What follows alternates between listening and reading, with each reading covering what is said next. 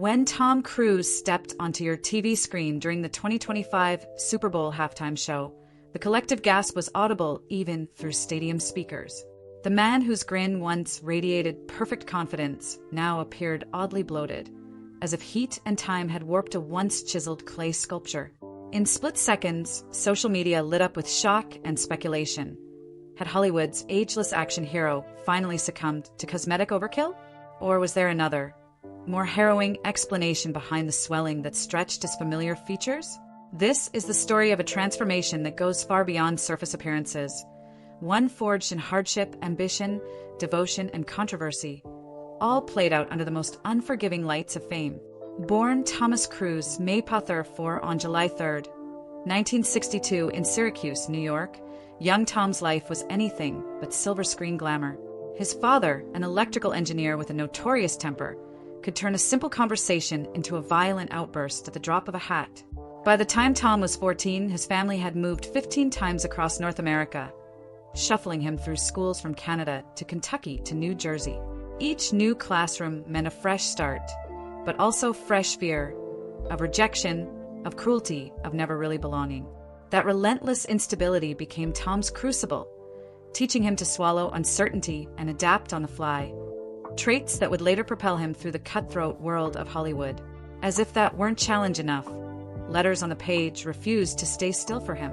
At age 7, a battery of tests revealed severe dyslexia. For Tom, words danced, blurred, and dissolved before he could grasp their meaning. Teachers grew impatient and classmates were cruel, yet Tom refused to bow out. He discovered that by listening, by having lines read aloud and replayed until they lodged in his ear, he could memorize entire scripts with uncanny precision. Soon he knew not just his own dialogue, but every character's too. That painful struggle would later become his secret weapon, a superpower of auditory recall that set him apart on casting calls and film sets alike. When a knee injury shattered his high school wrestling dreams at 14, fate nudged him toward the stage.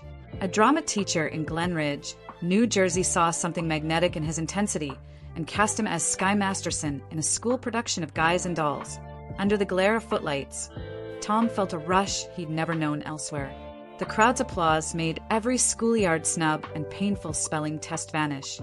At 17, armed with nothing but $500 and a stubborn refusal to quit, he dropped out of high school and boarded a bus to New York City.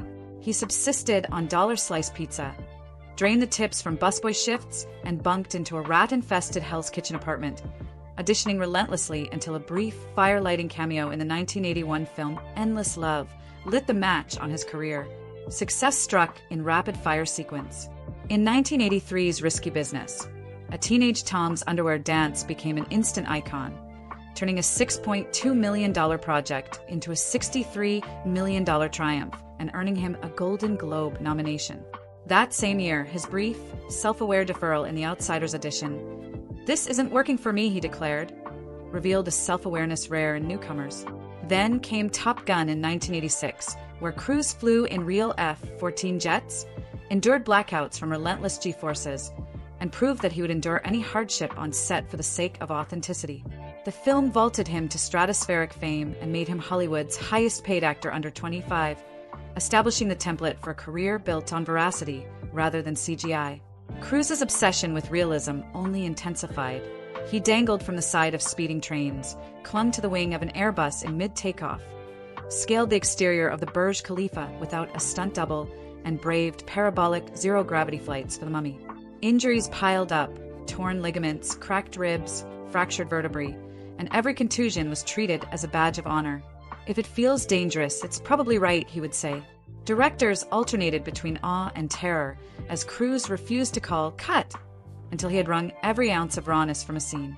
His willingness to risk life and limb for authenticity became his signature and drew legions of fans eager to believe that no stunt was too extreme. Off-screen, another kind of devotion reshaped his life: Scientology.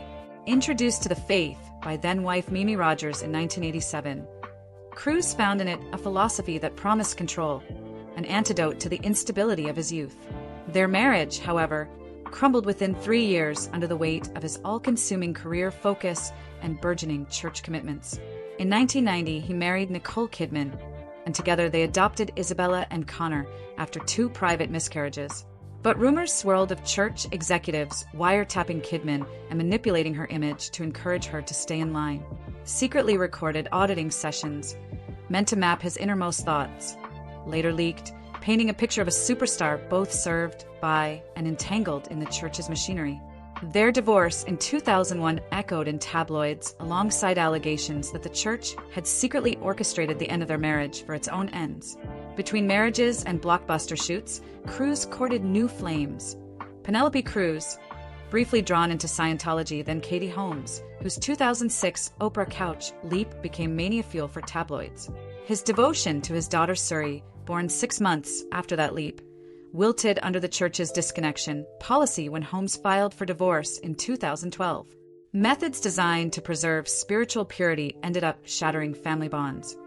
Cruz has not been publicly seen with Suri since she was 6, and in 2024 he skipped her high school graduation to attend a Taylor Swift concert instead.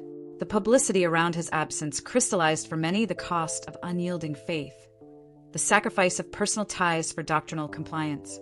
Cruz's public persona rebounded from personal upheavals with cinematic triumphs: Minority Report, Collateral, The Last Samurai, War of the Worlds, Tropic Thunder, all showcases for his range and risk tolerance. Yet every peak carried its shadows. In 2005, he faced fierce backlash for criticizing Brooke Shields' use of antidepressants, dismissing postpartum depression as chemical imbalance hogwash.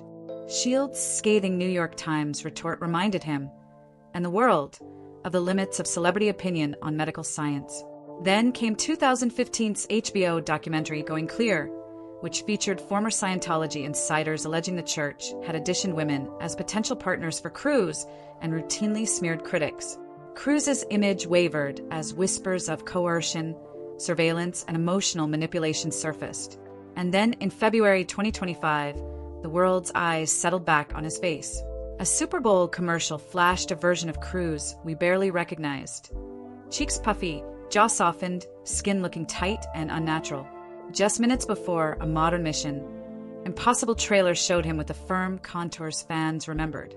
Plastic surgery experts speculated on overfilled cheeks and overzealous Botox, warning that too many hyaluronic acid injections can lead to a stretched, mask-like look. British host Jonathan Ross later quipped that Cruz's face now resembled Play-Doh, an insult that stung because it blended mockery with melancholy, highlighting how time, craft, and chemistry had conspired to warp an icon. Cruz himself offered a different diagnosis. In interviews, he pointed to the brutal toll of his stunts: plane flips that crushed muscle and forced fluid retention, hanging from seat belts upside down until joints swelled, G-force trauma that had his hands ballooned and throbbing long after cameras stopped rolling. He spoke of fueling his body with a dozen eggs, bacon, sausage, toast, and coffee each morning just to generate the 6-figure horsepower his action sequences demanded. This cocktail of high-impact stunts, acute inflammation, and heavy-handed lighting, he argued, was the real culprit behind the swollen visage that set the internet ablaze. Yet, for many, that explanation rang hollow next to the visuals. When the hallmark of your brand is authenticity, admitting to cosmetic enhancement, or to a production decision that casts you in unflattering light, can feel like a wrench thrown into the machinery of myth. Some fans embraced his stunt injury narrative as proof of his dedication, while others saw it as a convenient cover for elective surgery gone wrong. The irony was irresistible.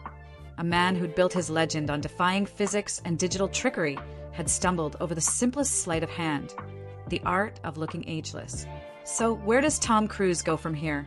At 62, he remains a box office titan, his films still capable of raking in hundreds of millions worldwide.